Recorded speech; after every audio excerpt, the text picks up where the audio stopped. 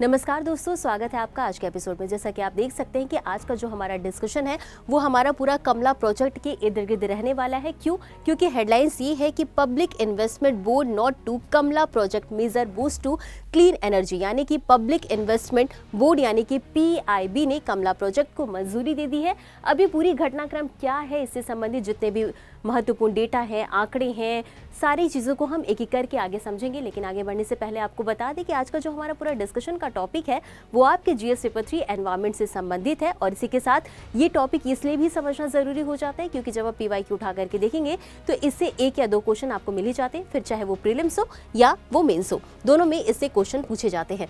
तो अब इसी के साथ हम आगे बढ़ेंगे और सबसे पहले हम यही जानेंगे हालिया घटनाक्रम क्या है, यानी कि खबर में क्यों है। तो हमने आपको बताया कि कमला जल विद्युत परियोजना को मंजूरी मिल गई है PIB के द्वारा। अब PIB ने मंजूरी दे दी है तो अब हमारे लिए ये जानना जरूरी है कि कमला जल विद्युत परियोजना जो है वो किस राज्य से संबंधित है। तो ये अरुणाचल प्रदेश से संबंधित है और अरुणाचल प्रदेश में स्थित है और इसे PIB की मंजूरी मिल गई है। और जो सबसे महत्वपूर्ण बात है वो ये है कि ये जो पूरी परियोजना है इसे NHPC और अरुणाचल प्रदेश सरकार के द्वारा संयुक्त रूप से कार्यान्वित किया जा रहा है।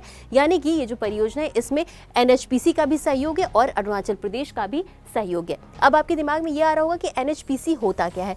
तो NHPC जो है ये मुख्य रूप से किसी भी जल विद्युत परियोजना का निर्माण और उनका संचालन करती है। अब आप हमें कमेंट बॉक्स में बताएंगे कि NHPC का फुल फॉर्म क्या है। और इसी के साथ हम आगे बढ़ेंगे और ये समझेंगे कि ये जो परियोजना है, ये जो जल विद्युत परियोजना है, इसका उद्देश्य क्या है। तो सबसे पहला तो यही है कि नवीकरणीय ऊर्जा क्षमता को बढ़ावा देना। तो नवीकरणीय ऊर्जा होती क्या है? तो नवीकरणीय ऊर्जा का फायदा ये होता है कि इससे प्रकृति को, पर्यावरण को किसी भी तरीके का नुकसान नहीं होता है, क्योंकि इसमें प्रकृति के द्वारा यानी कि जल वायु के द्वारा ही बिजली उत्पन्न की जाती है। किसी भी प्रकार का, किसी भी तरीके का इसमें धुआं नहीं निकलता है और पर्यावरण में किसी भी तरीके का नुकसान नहीं होता है, किसी भी तरीके का प्रदूषण नहीं होता है। और इसी के साथ भारत का लक्ष्य है 2070 तक नेट जीरो उत्सर्जन लक्ष्य को प्राप्त करना और इस लक्ष्य की प्राप्ति के लिए भी ये परियोजना जो है वो काफ़ी महत्वपूर्ण हो जाती है। तो अब इतना समझने के बाद हम आगे बढ़ेंगे और ये जो परियोजना है जिसका कि नाम है कमला जल विद्युत परियोजना, इससे संबंधित जितने भी महत्वपूर्ण बातें हैं हम उन्हें एक एक करके समझने का प्रयास करेंगे। तो जैसा कि हमने आपको ये तो बता दिया कि ये परियोजना जो है अरुणाचल प्रदेश से संबंधित है। अब आपके लिए ये भी जानना जरूरी है कि किस जिले से संबंधित है, किस नदी से संबंधित है। तो इसे हम डिस्कस कर लेते हैं। तो अरुणाचल प्रदेश के कामले जिले में कमला नदी पर स्थित है और आपको बता दें कि कमला नदी जो है वो सुबनसिरी की सहायक नदी है। अब क्षमता की बात कर लेते हैं तो ये जो परियोजना है इसकी कुल 1720 मेगावाट बिजली उत्पादन की क्षमता है, जो कि काफ़ी ज़्यादा है। परियोजना प्रकार की बात कर लेते हैं तो ये एक भंडारण आधारित योजना है। अब भंडारण आधारित योजना होती क्या है? तो दरअसल इसमें यह होता है कि जो भी नदी का जल क्षेत्र होता है वहां पर पानी को इकट्ठा किया जाता है और इससे जब जरूरत होती है तो इससे बिजली उत्पन्न की जाती है, बिजली बनाई जाती है। और ये जो है वो बाढ़ नियंत्रण में भी काफ़ी सहायक होते हैं। बाढ़ के समय पर यहाँ पर पानी इकट्ठा किया जा सकता है। अब संरचना की बात कर लेते हैं। ये 216 मीटर ऊंचा कंक्रीट ग्रेविटी बांध है और इसी के साथ ये जो पूरी परियोजना है इसमें कहा जा रहा है कि अनुमानित समय जो है वो लगभग 8 वर्ष का लगेगा, यानी कि 8 वर्ष में ये जो परियोजना है वो बन करके पूरी होगी। अब ऊर्जा उत्पादन की बात कर लेते हैं। तो ये जो परियोजना बन करके पूरी हो जाएगी तो इससे प्रतिवर्ष 6869.92 मिलियन यूनिट की हरित ऊर्जा का उत्पादन हो सकेगा। अब इक्विटी हिस्सेदारी की बात कर लेते हैं तो इसमें NHPC की 74% भागीदारी है और अरुणाचल प्रदेश सरकार के द्वारा 26% की भागीदारी। आपको याद होगा कि पीछे हमने बताया कि ये जो पूरी परियोजना है इसमें NHPC और अरुणाचल प्रदेश की दोनों की भागीदारी है। तो आपको इक्विटी भी याद रखने की जरूरत है कि कितनी कितनी इक्विटी है। अब इतना समझने के बाद हम आगे बढ़ेंगे और इससे संबंधित कुछ वित्तीय आंकड़ों को भी समझ लेंगे। तो ये जो परियोजना है इसमें कुल लागत की बात करें तो 26,069.50 करोड़ रुपए इसकी कुल लागत है और इसमें ऋण इक्विटी अनुपात जो वो 70:30 का है, यानी कि 70% जो है इसका ऋण लिया गया है और 30% जो है वो इक्विटी अनुपात है। अब हालांकि इसमें केंद्र सरकार का भी कुछ अनुदान है जिसमें कि बुनियादी ढांचे के लिए 1,340 करोड़ रुपए दिए गए हैं और बाढ़ नियंत्रण घटक के लिए 4,743.98 करोड़ रुपए दिए गए हैं। तो आप ये डेटा याद जरूर रखिएगा। अब इतना समझने के बाद हम आगे बढ़ेंगे और अब जानेंगे कि ये जो परियोजना है इसके लाभ क्या हैं। आखिर ये जो परियोजना है इस पे इतना खर्च किया जा रहा है, इस पे इतना लागत मूल्य लग रहा है, तो इसके बनने के बाद लाभ क्या होंगे? तो सबसे पहला तो यही है कि स्वच्छ ऊर्जा और जलवायु परिवर्तन, यानी कि हमने आपको बताया कि इससे हरित ऊर्जा का उत्पादन होगा। तो हरित ऊर्जा उत्पादन जब होगा तो इससे क्या होगा कि जीवाश्म ईंधन पर निर्भरता में कमी होगी और नवीकरणीय ऊर्जा का प्रयोग किया जा रहा है, तो इसमें किसी भी तरीके का नुकसान देखने को नहीं मिलेगा पर्यावरण और पारिस्थितिकी के लिहाज से।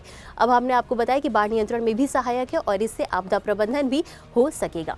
अब इसमें क्या होगा कि ब्रह्मपुत्र घाटी में अगर बाढ़ जैसी संभावना देखने को मिलती है तो यहाँ पर पानी इकट्ठा किया जा सकता है, बाढ़ से राहत प्रदान की जा सकती है। अब अगला सामाजिक आर्थिक विकास को भी समझ लेते हैं। तो अरुणाचल प्रदेश को 12% मुफ्त बिजली मिलेगी, जिससे कि लगभग अरुणाचल प्रदेश को लगभग 486 करोड़ रुपए की आय होगी। और इसके अलावा स्थानीय क्षेत्र विकास कोष में प्रतिवर्ष 40 करोड़ रुपए का योगदान होगा। और ये जो योगदान है ये जो वहाँ की बुनियादी ज़रूरतें हैं उनमें किया जाएगा, जैसे कि रेल हो गए, सड़क हो गए, स्कूल हो गए, इनमें इसका उपयोग, इस आय का उपयोग किया जाएगा। और अगला है रोजगार सृजन, यानी कि किसी भी क्षेत्र में जब डेवलपमेंट का कार्य होता है, विकास का कार्य होता है, तो वहाँ के लोगों को, वहाँ के आसपास के जो लोग हैं उन्हें रोजगार मिलता है, जिससे कि उनकी आर्थिक स्थिति बेहतर होती है। अब इतना समझने के बाद हम ये समझेंगे ये जो परियोजना है इसका अरुणाचल प्रदेश में क्या महत्व है। ये जो जल विद्युत परियोजना है इसका क्या महत्व है अरुणाचल प्रदेश में। तो आंकड़ों के मुताबिक ये कहा गया है कि अरुणाचल प्रदेश में 58,000 मेगावाट की अपार जल विद्युत क्षमता है, यानी कि सिर्फ अरुणाचल प्रदेश से 58,000 मेगावाट बिजली उत्पन्न की जा सकती है। और इसी के साथ राज्य सरकार ने 2025 से 35 को जल विद्युत दशक घोषित किया और इस लिहाज से भी ये परियोजना काफ़ी महत्वपूर्ण हो जाती है। अब जब भी कोई विकास का कार्य होता है, जब भी कोई डेवलपमेंट होता है, तो उससे संबंधित कुछ चुनौतियाँ भी सामने आती हैं। तो वो चुनौतियाँ क्या क्या सामने आ रही उसको भी हम एक बार समझ लेते हैं। तो सबसे पहला तो यही है कि बड़े जो बांध है उनसे जुड़े पारिस्थितिकी और पर्यावरणीय प्रभाव देखने को मिलेंगे, यानी कि जब बांध बनेंगे तो वहाँ के आसपास के एरिया के जो पेड़ पौधे होंगे उन्हें काटा जाएगा, जिसके कारण पर्यावरण पर नुकसान देखने को मिलेगा। इसके अलावा अगर वहाँ पर कोई समुदाय निवास करता होगा तो उनका विस्थापन करना होगा, उन्हें विस्थापित करना होगा, जिससे कि लोगों को कई तरीके की समस्याओं का सामना करना पड़ सकता है। अब ऐसी स्थिति में हमें ये समझना भी ज़रूरी हो जाता है कि आगे की राह क्या होनी चाहिए। तो सबसे पहला तो यही है कि जब भी कोई विकासात्मक कार्य हो रहा है तो वहाँ पे सबसे पहले पर्यावरण और सामाजिक प्रभाव का आकलन किया जाना चाहिए, यानी कि जो भी विकास हो रहा है उससे पर्यावरण को क्या नुकसान होगा, पर्यावरण को क्या लाभ होगा, वहाँ के जो लोग हैं उसका लोगों पर क्या प्रभाव पड़ेगा, इसका आकलन करने के बाद ही किसी भी परियोजना को शुरू करनी चाहिए। हमने आपको बताया कि वहाँ का जो समुदाय है उसे विस्थापित करना होगा, तो ऐसी स्थिति में जो समुदाय प्रभावित हो रहे हैं उनके लिए उचित पुनर्वास की व्यवस्था करानी चाहिए, साथ ही साथ उन्हें क्षतिपूर्ति भी दी जानी चाहिए।